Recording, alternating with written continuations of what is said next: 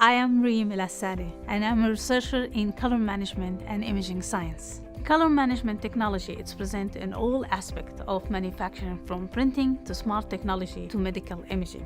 Having a predictable and accurate color output is the key to ensuring quality and consistency, as well as avoiding waste and loss of productivity if those standards are not met.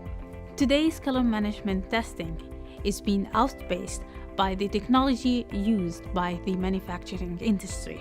My current research project is focused on building an adaptable and a standardized tool that will validate color specification in existing and emerging technology.